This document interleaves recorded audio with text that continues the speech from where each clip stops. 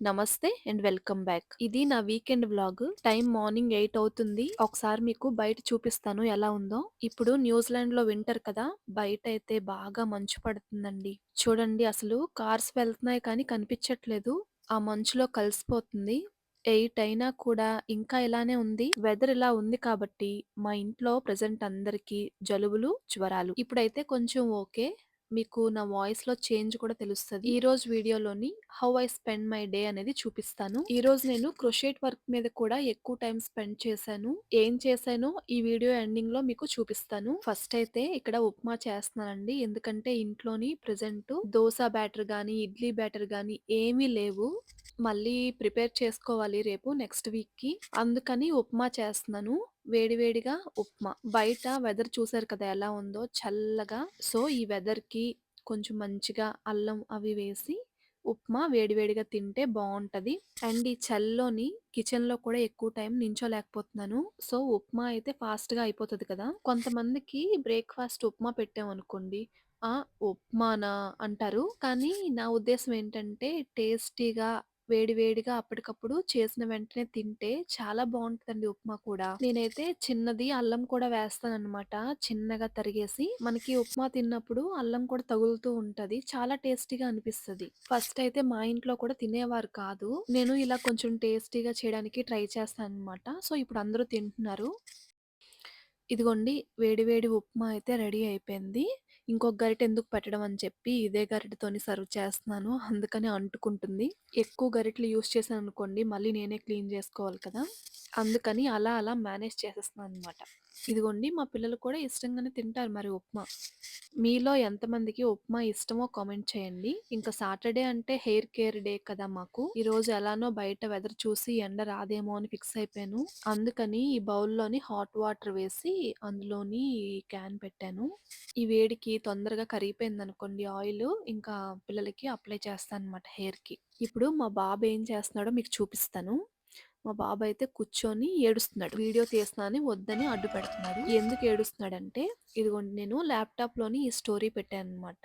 ఆవు, పులి కథ ఉంటది కదా! అంటే పులికి ఆకలేస్తుందని ఆవుని తినేస్తానంటది. నాకు ఇంటి దగ్గర చిన్న దూడుంది. ఆగు ఇంటికెళ్ళి ఒకసారి చెప్పేసొస్తాను అని ఆవు పులితో చెప్తది కదా! ఆవు ఇంటికొచ్చి దూడకి చెప్తదనమాట. జాగ్రత్తగా ఉండమ్మా, అల్లరి చేయకు, ఎవరిని ఇబ్బంది పెట్టకు అని చెప్పేసరికి దూడ ఏడుస్తది. ఇప్పుడిక్కడ మా దూడ ఏడుస్తుందనమాట. సో, ఆ స్టోరీ చూసి ఏడుపు స్టార్ట్ చేశాడు. ఈ ఆవు మిగతా ఆవులతో చెప్తుందనమాట. దూడని జాగ్రత్తగా చూసుకోండి అని. వీడు పుట్టినప్పటి నుంచి ఇప్పటి వరకు ఒక 100 సార్లైనా చూసుంటాడు ఈ స్టోరీని. స్టిల్ ఈ స్టోరీ చూస్తున్నప్పుడు ఏడుస్తున్నాడు. చూడండి ఫుల్ లీనమైపోయాడు. ఆవు నిజం చెప్పి మళ్ళీ తిరిగొచ్చినందుకు పులి వదిలేస్తదనమాట ఆవుని తినకుండా. అప్పుడు ఆవు ఇంటికొస్తది. దూడ హ్యాపీ. ఇక్కడేమో మా వోడు హ్యాపీ. చూసారా ఎలా నవ్వుకుంటున్నాడో? నేను వీడియో తీస్తున్నానని ఫేస్ అటు తిప్పేస్తున్నాడు. "నువ్వు సరిగ్గా చదువుకోకపోతే నేను ఇండియా ఎళ్ళిపోతానని చెప్పాను." ఇంక వెంటనే వెళ్లి స్లేట్ తెచ్చుకొని కూర్చొని బుద్ధిగా రాస్తున్నాడు. సో, కొంసేపు వీడితో కూర్చొని రాయించాను. ఎప్పుడైనా అల్లరి చేశాడనుకోండి, ఆవు, పులి స్టోరీ చెప్తుంటానన్నమాట. గుర్తు చేస్తుంటాను. మీకిప్పుడు నేను ఒక చిన్న పెర్ఫార్మన్స్ చూపిస్తాను. అదేంటంటే మనకి మన ఇండియన్ డాన్స్‌లు ఎలా ఉంటాయో తెలుసు కదా! ఇప్పుడు చైనీస్ వాళ్ళది చూద్దాము. వీళ్ళు ఒక టీమ్ అన్నమాట. కొంచెం ఏజ్డే అనిపిస్తుంది. Room upstairs. You want to go upstairs?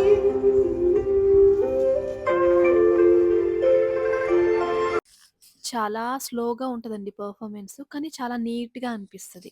Male, Male. Mommy is there. Okay, no need to worry. Mommy is here. Okay.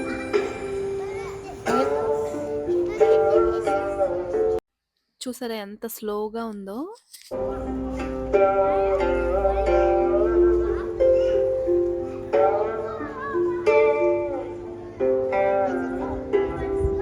నేను ఇంతకుముందు మల్టీ కల్చరల్ ఫెస్టివల్‌లోనే మీకు చూపిచ్చాను. అన్ని కంట్రీస్ వాళ్ళ పెర్ఫార్మన్సెస్ ఎలా ఉంటాయి అని.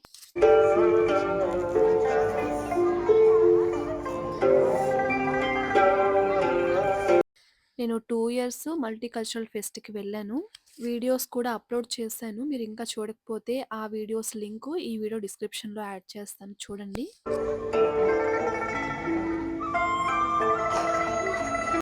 ఇంత స్లో పర్ఫార్మెన్స్ చూస్తుంటే ఎలా అనిపిస్తుందంటే, మనసుకి ప్రశాంతంగా, హాయిగా అనిపిస్తుందనమాట.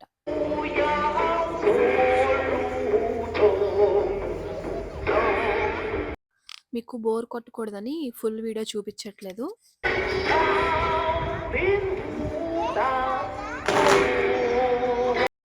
బావుంది కదండీ పర్ఫార్మెన్స్. మన ఫాలోవర్స్ ఒకరు అల్లం ఫ్రై రెసిపీ షేర్ చేయమని అడిగారు. ఇది నేను ఫ్రీక్వెంట్‌గా చేస్తాను మా ఇంట్లో. ఇప్పుడు మాకు ఇంట్లో కొంచెం జలుబు, దగ్గు, జ్వరం ఇలా ఉన్నాయి కదా! సో, ఈరోజు అల్లం ఫ్రై చేస్తున్నాను. మీకు షేర్ చేస్తాను రెసిపీ. ఈ సైజు అల్లం తీసుకొని పొట్టు తీసేసి బాగా క్లీన్ చేసుకున్నానండి. ఇప్పుడు దీన్ని ఎంత వీలైతే అంత చిన్నవి కట్ చేసుకోవాలనమాట. అల్లం అంత చిన్నవి కట్ చేసుకోవాలి అంటే, అబ్బా! ఎవరు కట్ చేస్తారులే అనిపిస్తది.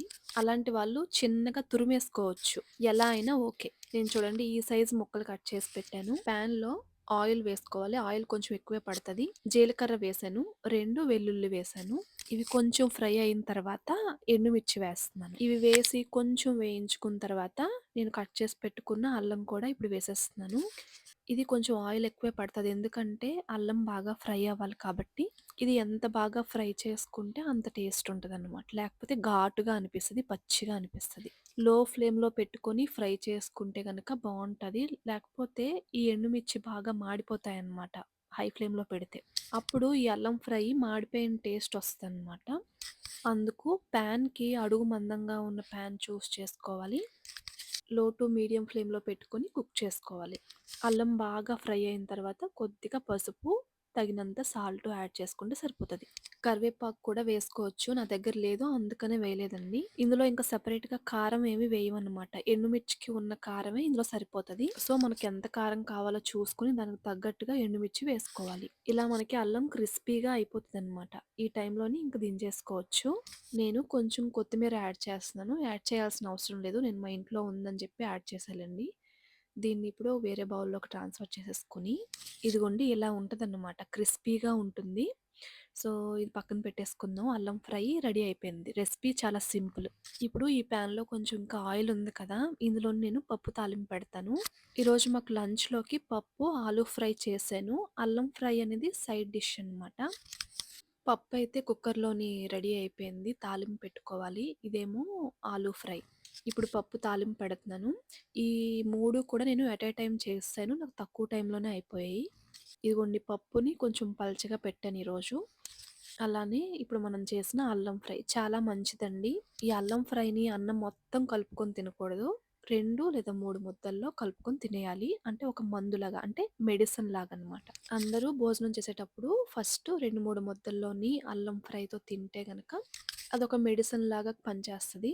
అంటే మా ఇంట్లో మా అమ్మమ్మలు, నాన్నమ్మలు వీళ్ళు చేస్తుంటారనమాట. అలా తెలుసు నాకంతే. బావుంది కదా అని అల్లం ఫ్రై మొత్తం అన్నమంతా కలుపుకొని తిన్నామనుకోండి కడుపులో మండుతది. మీరెప్పుడూ ట్రై చేయకపోతే మీకు కొంచెం థ్రోట్ ఇన్ఫెక్షన్ గానీ అలా ఏమైనా అనిపిస్తే అల్లం మంచిదే కదండీ! సో, అల్లంని చిన్నగా తురిమేసి నేను చెప్పినట్టుగా ఇలాగా ఒకసారి ట్రై చేయండి ఫ్రైలాగా. ఈ ఎండుమిర్చి కూడా క్రిస్పీగా ఉంటదనమాట. ఈ అన్నంలో కలిపేసుకోవచ్చు. వేడి వేడిగా పిల్లలకు కూడా తినిపిస్తున్నాను చూడండి. బాగోపోయినా గానీ తప్పదు తినాల్సిందే. బావుంటది. ఇగోండి మా బాబుకి ప్లేట్‌లో పెట్టిచ్చాను. తనే తింటున్నాడు స్పూన్‌తోని. అంటే అంత టేస్టీగా ఉంటదనమాట. ఇలా మొత్తానికి మా లంచ్ అయితే కంప్లీట్ అయిపోయేసరికి కరెక్ట్‌గా టైము 2:30 అవుతుంది. ఇప్పుడు క్రోషెట్ వర్క్ స్టార్ట్ చేశాను. ఇప్పుడు నేను చేస్తుండగా వీడియో ఎవరు తీస్తున్నారో తెలుసా? మా బాబు. ఇక్కడ నేను 5 సన్‌ఫ్లవర్స్ చేశానండి. ఎందుకంటే చెప్తాను. గుర్తుందా మీకు లాస్ట్ వీడియోలో ఒకసారి చెప్పినట్టున్నాను. ఒక సన్‌ఫ్లవర్ చేశాను. ఒకరు అడిగారనమాట. వాళ్ళకిచ్చాను. వాళ్ళు ఎవరికో బర్త్‌డే గిఫ్ట్‌కి ఇచ్చారనమాట. సర్ప్రైజ్ ఏంటంటే అయితే మళ్ళీ వాళ్ళే 10 సన్‌ఫ్లవర్స్ కావాలని చెప్పి అడిగారు. అది కూడా 2 డేస్‌లో. చాలా తక్కువ టైంలో చెప్పారు కాబట్టి నేను 10 చేయలేను. 5 చేయడానికి ట్రై చేస్తానని చెప్పాను. ఎందుకంటే మనం చేయలేనప్పుడు క్లియర్‌గా చెప్పేయాలి కదా! నాకేమో నెక్స్ట్ డే వేరే ప్లాన్స్ ఉన్నాయి. సో, చేయలేను అని నాకు బాగా తెలుసు ఆ టైంలోని.